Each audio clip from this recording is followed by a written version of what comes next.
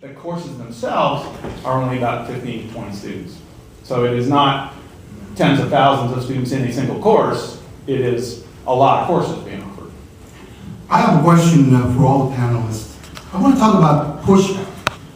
We're hearing about little mini revolts of faculty. We're hearing from certainly skeptics out there who think that this is all being hyped, and that the real motivation behind all this in some instances is simply to make money, rather than, as you put it, Daphne, to democratize access to higher education around the world. Could you all address the pushback that you're hearing and that you think is serious and that you need to address? Maybe starting with you, Daphne. So I think pushback comes in a variety of different ways, and I guess some people are talking about this as a way of making money and rather than democratizing education. But honestly, that's not the critique that we hear the most often. I think that nothing that we have done has suggested that that is our primary motivation, and I think people have recognized that. The critiques that I think we're hearing more often are the ones that stem from what is undoubtedly the coming disruption, if you will, in higher education, where people are concerned that this will cause a significant and massive change in how education is offered to students in academic institutions, what effect this will have on the job of the instructor, will instructors lose their jobs when universities go out of business, and so on and so forth. And I think those are the concerns that have come up the most often, and the question is whether that's a good thing, and if it's a good thing for students, is it a good thing for instructors? That's not necessarily the same thing. So and I think that is a legitimate concern to keep in mind, and it's especially legitimate in light of the constant search by politicians for the silver bullet that is going to allow them to defund public education, because if MOOCs are going to allow you to educate everyone for free, why should you have to pay for it? And that's a battle that I think all of us need to fight, regardless of where exactly we feel that MOOCs are going to fit into the curriculum. Avoiding the silver bullet effect is a really important argument that we have to keep making. Now, I do personally think, in response to that specific criticism or concern about, well, are we going to dehumanize the teaching experience? Are we going to end up in a position where all of our instructors are just TAs? Is that what's going to happen to higher education? And I actually disagree with that view entirely, because I think that what we're going to see is, in fact, an increased humanization of education. Because if you can remove the sort of fairly one-sided, non-interactive conveyal of content from large lecture classes into an online format where I think it's actually done better, and then use that time that opens up in the curriculum for instructors to engage with their students in something that's more like a dialogue, I think that's an improvement over the amount of interactivity and humanization that we have in education. And as it relates to the concerns of instructors, that this turns them into teaching assistants, all I can say is I've been doing this in my class for about 5 years now, long before it became popular. And for those instructors who think this is a devaluation of the role, I encourage them to try it. It's actually much harder to do this flipped classroom teaching, where you come into class not to deliver, to perform the lecture that you gave last year, but rather to actually think on your feet and interact with your students and understand what they're not getting and respond in real time to what's going on. That is a much harder job description. So those of them who think that this is not a good use of their time, I think ought to try it before they complain. Dr. Nish. I think the pushback, and I would cite this particular thing which has been played out a lot in the press. San Jose State University professors writing a letter to the Harvard professor whose edX MOOC was going to be used as a replacement in terms of the content, and where they were going to work around that content and give the instruction to students. And this is an open letter which has been published. We all have read that. And I think that essentially is a genuine concern. Primarily as a faculty, we all take pride on the way we teach and the way we assemble the content. If the content is prepackaged for me, then I'll say this is not my course, although it may be written by a Harvard professor. So I think there has to be a way that the content which is being produced, if it is produced in a MOOC model, that it has to be flexible, that a faculty can reorganize it. And they can then take pride in terms of, okay, this is an open content coming out of, let's say, OCW, OpenCourseware at MIT, or any other place. But they need to have control in terms of how the content is delivered, in what manner, and what kind of assessment they can bring about. So this is another model about auto-grading system, which is all the MOOCs prefer, because you cannot auto-grade. If you have to grade 6,000 students, there's no way you can grade them. So most of the MOOCs are auto-graded in some shape or form. And of course, there's another model about how the peer review can happen among the students. That's been preferred. But again, I think that's where the question is going to come. Is there a MOOC replacing me, or even if I'm going to teach with the MOOC, do I have as a faculty freedom to choose and change the MOOC that it was produced? And if I can create another model that I can, again, that comes back to the original thinking, if the content is flexible and is not rigid, and I can reorganize it, and then I can produce that as my version of that course, not the one packaged model that came from MOOC, I think that pushback will go away. The other pushback is coming back is about this whole idea about open content. And so most of the faculty take pride on their own content, and they do not want to put it in open fashion. So the question of intellectual property rights. And I think those are the questions which we have to wrestle with in order to take over some of these pushbacks. And I think these pushbacks are important, because we have to work around those in order to come up with a good solution. Rob? Thanks, and I would just say on the element of pushback, I've been having this conversation literally since 1998 with faculty and administration. Regardless of whether it's massive or intimate, it's the online that brings up these questions. I want to take a different tack on that question. Because this idea of the democratization of education, I think is a powerful driver, but there's an ironic flip side to it, in that we're actually seeing a stratification now, an expectation that only the elite institutions are allowed to stand up MOOCs. This was reinforced this week. Moody's came out and basically said if you are a top brand institution and you provide a MOOC, that is credit positive to you. And if you are not an elite institution and you stand up a MOOC, it is credit negative to you. So it is basically, now from Moody's standpoint, that's all about the business of education. It is how is this brand enhancing, and for what I sometimes call directional institutions. If you got the name of a state and a direction in the name of your institution, you're a mid-tier regional institution. You're doing what I call the Lord's work of educating a whole lot of students who don't have the preparation to succeed or get into the elite institutions. And so this I think is a sociological phenomenon. We need to think about this, that who are we allowing to have a MOOC? Is it simply just further stratifying the elites away from all the other institutions, the 4,200 and something four-year institutions, not to mention the thousands of community colleges who are doing significant work in the educational space? Let's go to more questions. Yes, right there on the other side of the table. Hi, this is Sam from New Hampshire Public Radio.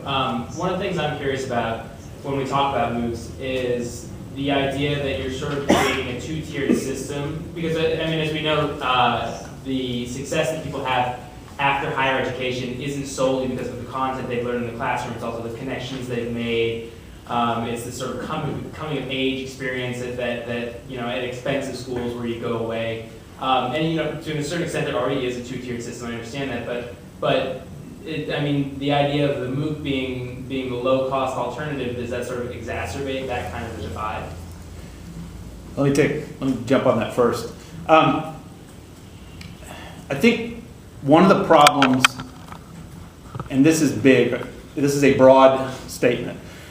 One of the problems with thinking about higher education, thinking about policy, thinking about big national ramifications is the people who are thinking about it think about a traditional model of education, residential, 18 to 24 years old, straight out of high school. That's less than 40% of enrollments in the country right now. The average student in higher education is a working adult, single mom, taking care of kids or taking care of parents. So the question of, is it two-tiered? It already is, right? Those who can afford to get into the gated communities and take advantage of that network do so. Honestly, when we talk about the change that's going to happen in higher education, the coming burst of the bubble, if you slice off the top 50 institutions, put them over here, they're not going to be affected by this at all. It's everyone else. It's the state-supported schools, it's community colleges. Daphne or Dr. Nish? Well, I think the coming of the age experience that you are alluding to, I think that is absolutely necessary part of the four-year colleges. And I think, but as you know very well, these four-year colleges, the expense is going up and up. And that's where a lot of students cannot even afford to go to college, especially with now there's not enough money available to take loans. And so I think if you look at the for-profit versus not-for-profit, they have been struggling with this whole idea about cost of education. So barring that educational experience where you make the network and all that, we are essentially now creating online communities. So an example is that the student taking MOOC in Singapore are finding each other and going to a cafe and say, we are going to work together and make the network because we are all taking this MOOC in the area of quantum chemistry. And we obviously have to meet together. So there is what we call localization, or we say location services. So if you look at this is I would say a virtual metaphoric way of creating the same experience that you were in four-year college, other than going to the frat party and getting drunk, which may not be available in this case. However, you can create network. There is collaboration, and this is a very high end of collaboration because you do not have face-to-face time with your faculty. So in this case, you are resorting to seek out as a student in your course, make those connections, and then create that community of learners around those MOOCs. So I think there may be a positive aspect of that in terms of the creation of the network for the educational system. Daphne? So I agree with everything that's been said, and I think that, for, like it or not, the two-tier system that the people are talking about exists multiply so now than it would after, I think, MOOCs would be better integrated into the curriculum, because certainly what we're seeing now is a lot of students who are having a not very exciting and positive college experience in these commuter colleges, and we believe that they would have access to a better experience with better content and more interactivity, in fact, if it was a MOOC-based experience. And that doesn't even begin to count the third tier, I guess, which no one even is thinking about in this context, which are the millions and millions of people who have access to no education of any form whatsoever because of, geographical constraints, lack of capacity in their home country, whatever. And right now, even with just the online content, at least they have access to something. So I think what we're doing is we're basically raising the level of everyone by giving them access to a better quality education. And no, we're not equalizing everyone to a single tier. I think that would be a lovely goal, but I don't think it's possible to send everyone to study in a 12-person seminar at Princeton University. So I think we need to reconcile ourselves to an alternative where we're just improving the lot of everyone, even if it doesn't get us to true equality. And I also completely agree with the statement that there is actually quite a bit of interaction that's happening here, and we hear from students who are engaged in these courses that they actually get more of that than they do by going into these large lecture halls and these commuter colleges and then driving home to do their homework all by themselves. They get more interaction in class in the active learning. They get more interaction out of class in the discussion forums or in the study groups. Very briefly, I want to plug, and you should write down his name, Nicholas Carr, C-A-R-R. He wrote a book that I thought was really interesting reading for the issue at hand here, and it's called The Shallows, What the Internet is Doing to Our Brains. I think it's a good book. I don't know if, Daphne, have you heard of that book, or Nicholas Carr's work? Yeah. I've heard of it, but I haven't had a chance to read it. Well, I have a question about why we don't hear or read about the 2-year community college system in this country, which really does, 60% of college enrollment is in community colleges. How are MOOCs or the MOOC model playing out there, if at all? It's not a story that you hear or see often. Daphne, do you know? We've had some interactions with some community colleges. So specifically, for example, some of the state systems that we're working with are in fact heterogeneous systems. They go all the way from tier community colleges to tier 1 research universities. That includes both USG and University System of Georgia, as well as SUNY. And so I think we're starting to see some penetration along that, but I have not yet seen a widespread adoption of MOOC technology into sort of community colleges in sort of a systematic way. Why is that, Rob? I think part of the answer is the schizophrenic nature of community colleges. By design, they are to meet two sometimes conflicting goals, and they're held to two competing standards around those goals. One is workforce development, and one is academic track, AA degree, with the idea that they would then transfer in and get a bachelor's degree.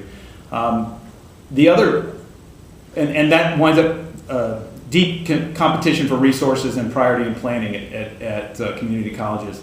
Community colleges have historically done a lot of online, traditional, what we'll call traditional online. So, courses of 25 to 50 students and an instructor. It does meet their goals. The core geographic centrality of community colleges, in other words, they've got a central district that they're allowed to pull from. And when they go beyond that, it tends to be politically contentious because now you're in somebody else's turf. I think that's another constraining factor about sort of throwing a broad net around this. As consumers of other people's MOOCs, I think we'll probably see that conversation evolve. But it is I think the other thing that mitigates against it is the transitory nature of the students. Community college students have a much higher degree of swirl. They stop, they start back. So it is more problematic to track them through a system in which they may not be visible. So fully online community college degrees are rare. They use online as a way to backstop what they're doing on ground. More questions? Dr. Nish, actually, did you want to address that question? Sorry. Only one point I wanted to make, very brief one, is that one of the issues why you do not hear them because there is credentialization issue. The reason you go it's a what issue? Credentials, because there is no credit involved with MOOCs. And most of the students who are going to community college, they're essentially trying to get those Gen courses done, 2 years, and associate degree and move on. And if a MOOC is not going to provide the credential, then it's not useful for them. Okay. Question here again. It's a wide table. It is big. Hi, this is Gina from KQED. My question is about, for those who are not necessarily looking for personal edification and just to learn about different subjects or introduction to different subjects, but who actually want to get a job out of this. What is your sense from employers about their interest in having these MOOC courses on resumes? I'm not, I don't think it'll ever, or maybe it might replace the degree, but where are we at now in that place, and where could we possibly go? Let me take that first. If you look at the model that Udacity is using, which is the company created by Sebastian Troll, another Stanford professor, essentially they are looking into talent management model. So what happens if you are going to want to get employed in Google, and there is a course in the search engine offered by Udacity, and you did extremely well, then your resume will be placed with the Google, and possibilities are that you maybe get hired. And that's what I was giving in my first slide, which I presented, is that if there are very high quality MOOCs, which I can demonstrate that I have very high quality of achievement in that, the employers will probably care less in terms of whether you have a degree or not, because you are going to provide that service or that kind of talent that they are looking for. And that's where I again see the pushback is marginalization of the university degree and their worth. Because if I can take, let's say, 5 MOOCs, one from Stanford, one from MIT, one from Princeton, one from another, Urbana-Champaign, and I've created this phenomenal resume for myself with the great computer scientists, I think there is no company out there, I would say not even in US, but outside, who will not hire you. And I think that if you look at the examples of other people who have done very well without university degrees, I think MOOC may become that conduit that you say, I want to get a job in a particular industry, I'm going to take those 3 MOOCs, do extremely well, take that resume and get a job. Daphne? So, I mean, we certainly know of many employers that are looking at these MOOCs as a significant signal, at least at the interview process. I don't think that they will take, that as a definitive sign of competence without an interview, but then again, you would be foolish to do that for any course that anyone has taken. Certainly, we find that students are thinking this is an important signal because if you look at people's LinkedIn profiles, they typically list their MOOC courses right around the same place that they list their, college degrees. So they consider that to be at least, equally significant. I'm not sure when this will actually replace the college degree, if it will replace the college degree. But what we're certainly finding is that it's a substitute for people whose degree is not quite what they want it to be for a particular job that they're looking at. Be it that they got it 15 years ago and it's, they might not be quite as current on, the latest developments, or that they got it in a different discipline, they're looking to make a career change. So I'm not sure how many or how quickly it will happen that people say, oh, we have 15 MOOC courses in computer science from Stanford, Princeton, MIT, and so on, and we're just going to forget the fact that you never got a degree. I think that's a slower transition from what we hear from employers, but I got a bachelor's degree in mechanical engineering 15 years ago, and I have these 10 MOOC courses in computer science, that's definitely good enough for most employers. I have a question about security. Given all that we are now hearing about how that is a huge concern, whether it's the government or anybody else, and I remember last time we spoke, Daphne, you described how you know who, or you can identify who is tethered to a Coursera course by the number or the pattern of strokes on your keyboard. Remember that conversation? And it raises, for a lot of people, I think it raises concerns. How is this technology used by MOOCs protecting privacy, protecting, are those legitimate concerns to raise among people who are thinking of enrolling in a Coursera or Udacity or whatever other model? Well, let me figure out which question you're asking. You're asking the question about privacy, or you're asking the question about whether we think this is secure enough to identify somebody and address academic integrity? Maybe both. I mean, academic integrity is a definite one, especially if you're being tested and is the right person taking the test, taking the course, and so forth. But that larger question of privacy is important as well. So maybe the first. So let me address the privacy one because that's easy. We only do this if you opt in. So, we don't look at your keystroke patterns, we don't take your webcam photo unless you actually explicitly and deliberately opt into the identity verification process. So, and we don't, we have a policy of not selling mailing lists, we don't sell mailing addresses, so I think we're going to be fine on privacy. So my image of being looking like a dummy on one of your courses would not be splattered all over the internet at any point? I don't think that should happen. I mean, obviously, there could be break-ins, but we've been security audited, and I don't see that as happening. No. And what about the veracity of the tests and the people taking the tests? So there we've put in 2 mechanisms for academic integrity at 2 different levels of rigor. The first is the identity verification, which at least tells us that you are there participating in your work. So this is you sign up, you submit a picture ID, we compare it to your webcam photo, you create this keystroke biometric profile, and then every time you come in, we verify that it's you sitting there at the keyboard doing the work. Now, does that prevent you from cheating? No, you can be calling your friend who took the class last year and he or she can tell you what the answers are. That, of course, is a form of cheating that's also available to any kind of homework, even in an on-campus course. I mean, as soon as you assign the work at home somebody can be cheating by copying the work off of somebody else. So it gives us a level of academic integrity in an online courses that's comparable to